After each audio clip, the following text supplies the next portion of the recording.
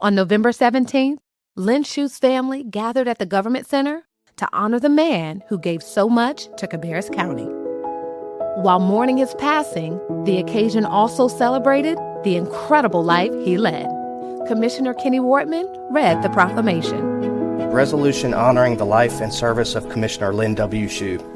Whereas the Cabarrus County Board of Commissioners is deeply saddened by the passing of Commissioner Lynn Shue on November 5, 2025. Throughout his career, Commissioner Shue was known for his integrity, compassion, and dedication to the people of Cabarrus County, consistently demonstrating honorable and thoughtful leadership. And whereas his service on the Board of Education helped guide the county's educational system through significant growth and change, and his tenure on the Board of Commissioners contributed to the county's success and reputation as a model for others across North Carolina.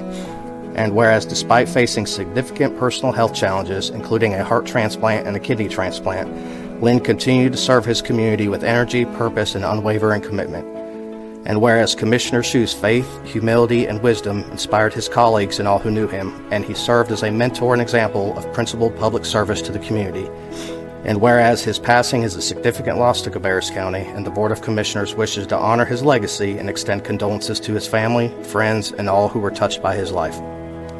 Now therefore be it resolved that the Cabarrus County Board of Commissioners hereby honors the life, service, and enduring legacy of Commissioner Lynn W. Shue. And while I had a moment, I also wanted to recognize Lynn's family and Patty. Patty, Lynn was not the only one that served. You served for 20 years too. We all know the time commitment that this takes, but also our spouses have to bear the brunt of that as well. So thank you for sharing Lynn with us for 20 years so that he could make a difference. You loved every minute of it. I think that's what kept him going. All right. All in favor, say aye. Aye. Pass 4-0.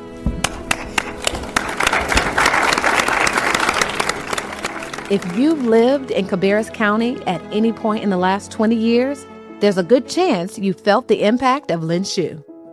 Through his service, Lynn has played a pivotal role in building the county we cherish today. Back in 2018, Lynn sat down for a wide-ranging conversation about his life, his service, and what he hoped the future would hold. I'm Dominique Clark, and on this episode of Did Y'all Hear? Experience Lynn's remarkable story in his own words.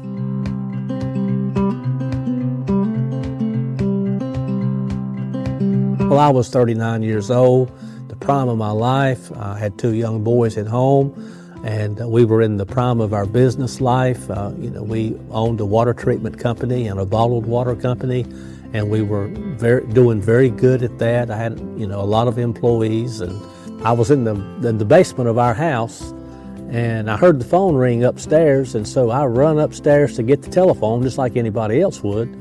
But I was 39 years old. When I got to the top of the steps, I felt like, wow, whoever called, I said, could you hang on while I catch my breath?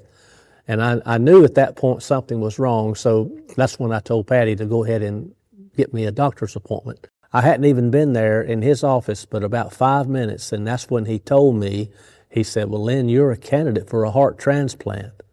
He said, going the way that you're going right now, he said, you probably got a month and a half, maybe 2 months to live because you're in severe congestive heart failure. And which that explained the shortness of breath. That explained why I run up the steps and couldn't breathe, and why I dropped out of the choir at church because I just couldn't carry, I didn't have enough wind. So he wanted me to schedule have a catheterization of my heart to see if maybe it was arterial damage that could be repaired through stents or even open heart surgery, something like that. And I was real hesitant to do that. I was very hesitant to do it. I'm just thinking, well, I'm not really all that sick. I'm just not that way. I'm like most men.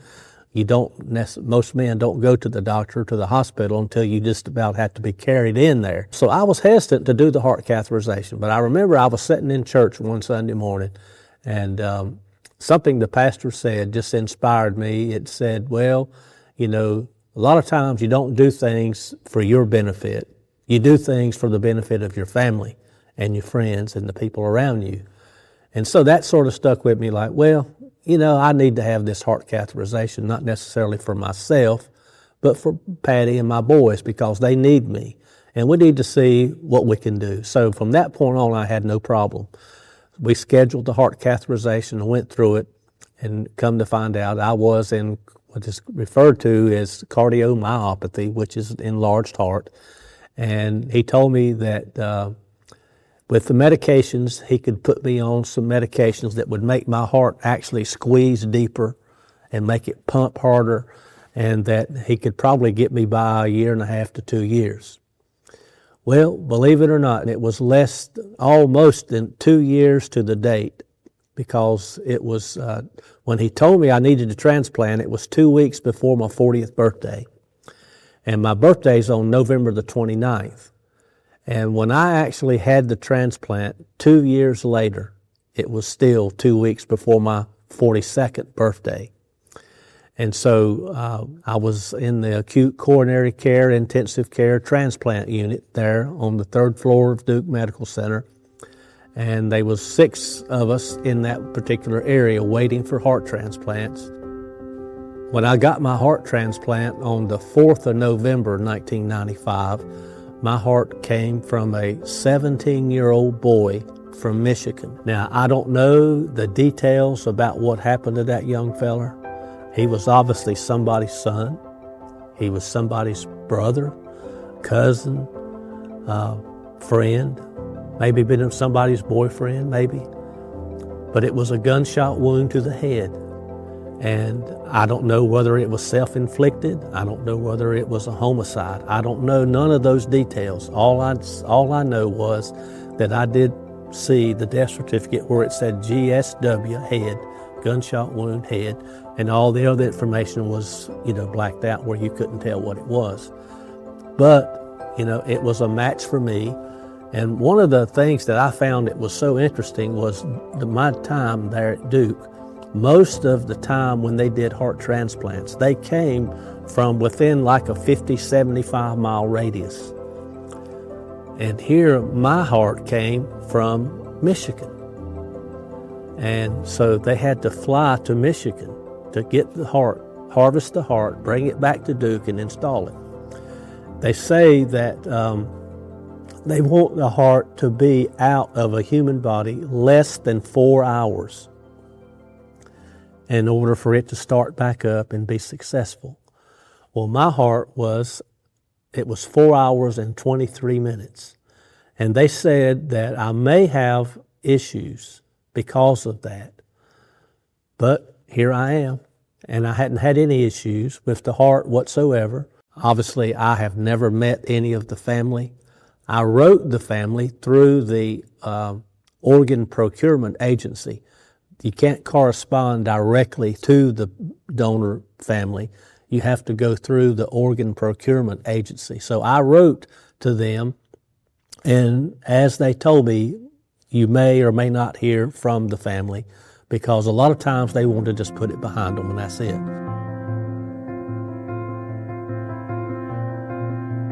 But less than a year after having the heart transplant, because of all the medicines, I went right into kidney failure. And I had a hard time with heart failure. I swelled up, got up to like 180, 190 pounds, couldn't breathe, and it, just was turned into a couch potato.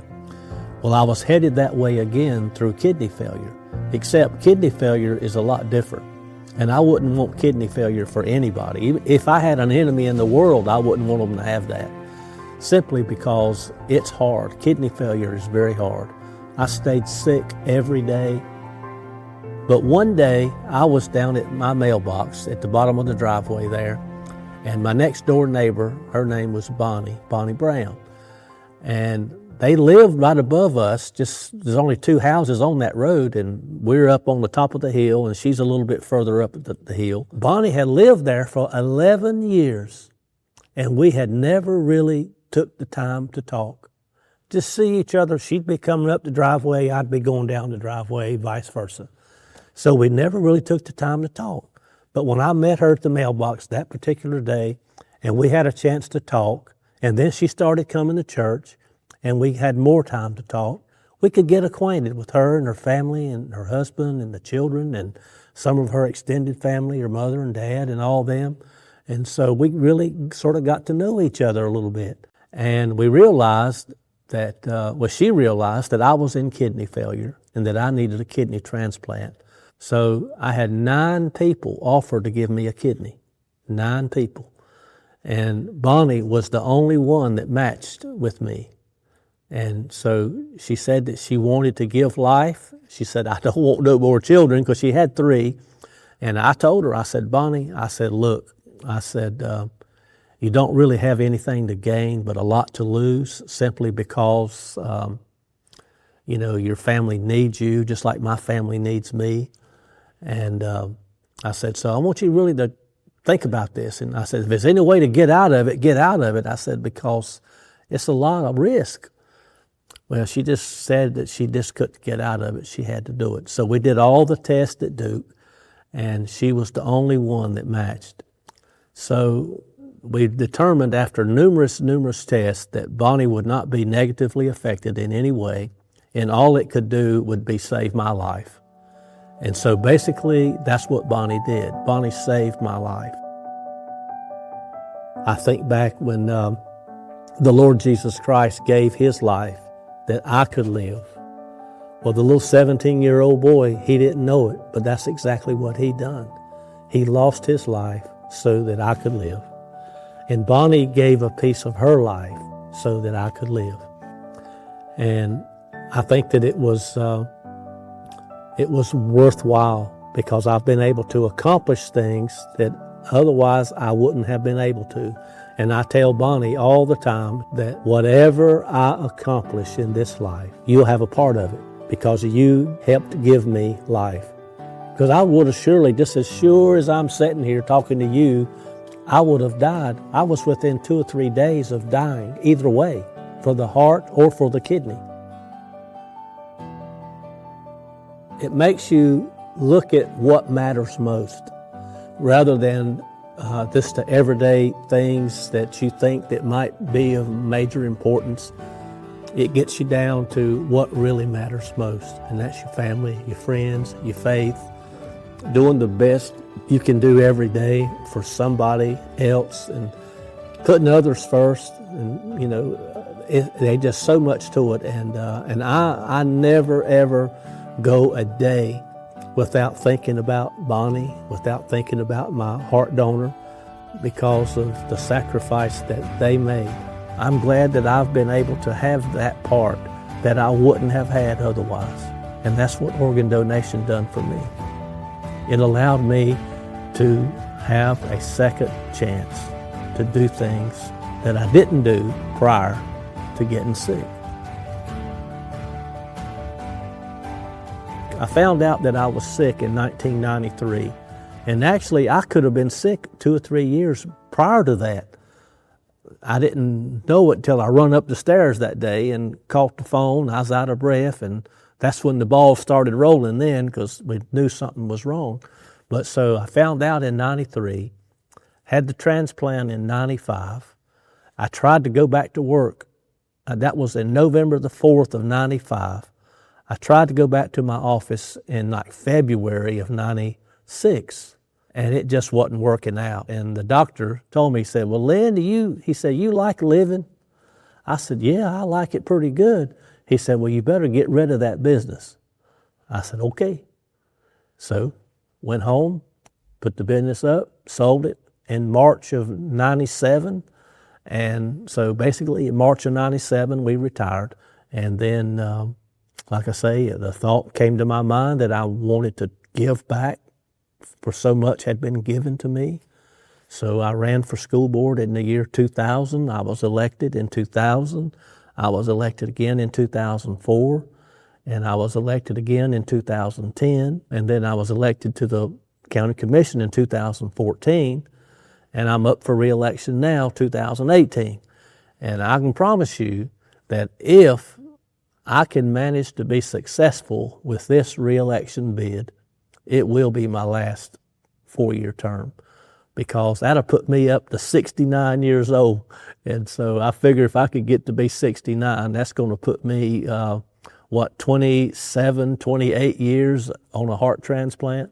So I would say that that's pushing the card a little bit, but I'm hoping that I can do that, though. I'm hoping that I can fulfill a term, finish this term, and fulfill another 4-year term, and then let somebody else have it and run. And I hope that what the current Board of Commissioners is doing will set a precedence for future commissioners that you can collaborate, you can work together, you can get things done working together. We can disagree and agree to disagree.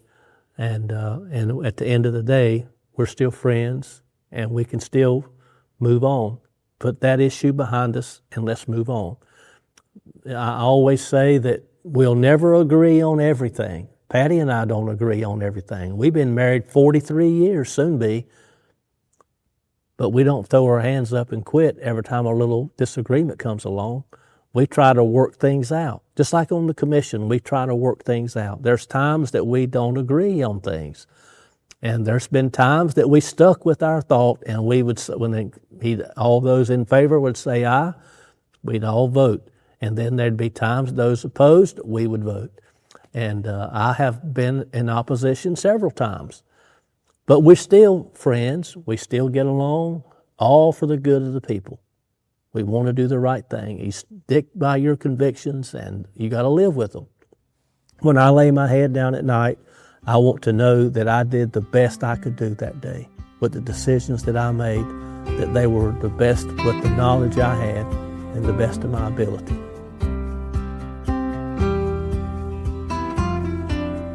I think, though, that public service has helped me a whole lot more and done more for me than I ever returned, I think.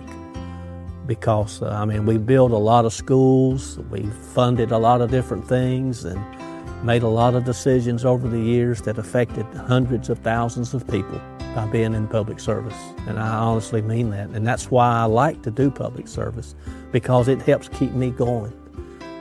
My mind was never anything wrong with my mind. The mind, if it was ever any good, it still is. It was just the heart and the kidney, and we replaced it. And so it's working, and I hope it'll keep working for a while. I want to live just as long as the Lord wants me to live and do what He wants me to do for as long as I can.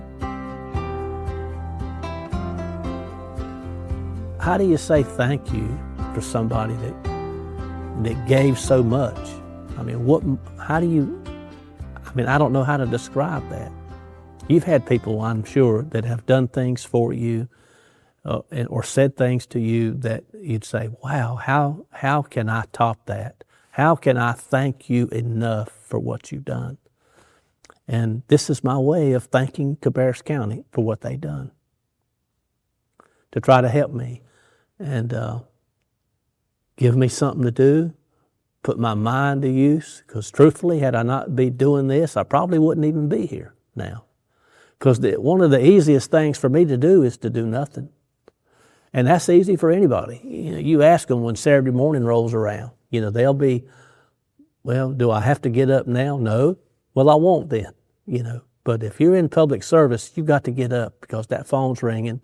You got things to do, places to go, people to see, and decisions to make on behalf of the people, because you're the people's eyes, you're the people's ears, and they depend on you to make decisions on how to spend their tax dollars, and so it's a huge responsibility. I don't take that lightly. I'm very serious about what I do on that, and we've got some tough decisions to make coming up, and I don't take it lightly.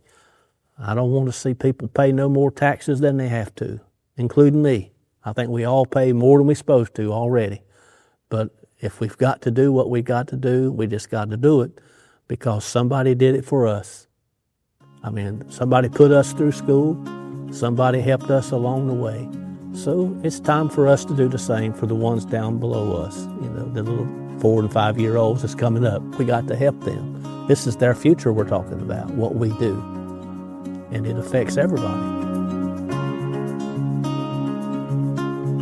And if you knew that you only had a day to live, what would you do different?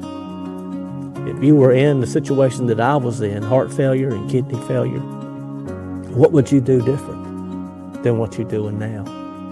It needs to try to get a hold of people and help them to make some serious decisions about what matters most in life. When we go to Washington and we go places and everybody's hustle and bustle and boom, boom, boom, just everywhere. You think about, is it in vain? Paul talks about in the Bible, said it's all in vain. It's vanity. But not really though, because what we get done will go on long after we're here. The decisions that we've made for the county and for the schools, those buildings will be here 75, 80 years from now. Just like this governmental center that we just celebrated the 25th anniversary a few years ago. We'll probably some point celebrate a 50, maybe a 75.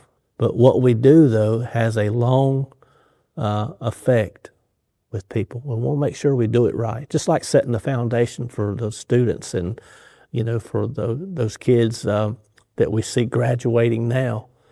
And a lot of the kids that graduated, they've already moved on. But we just got to work together, though, and try to make it a better place for everybody.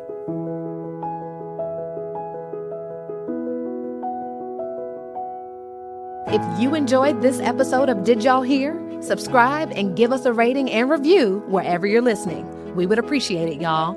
Stay updated on the county by visiting cabarruscounty.us/cabgo. That's CABGO. There you can connect with this podcast, our social media channels, the Cab Connect biweekly newsletter, and more. See you next time.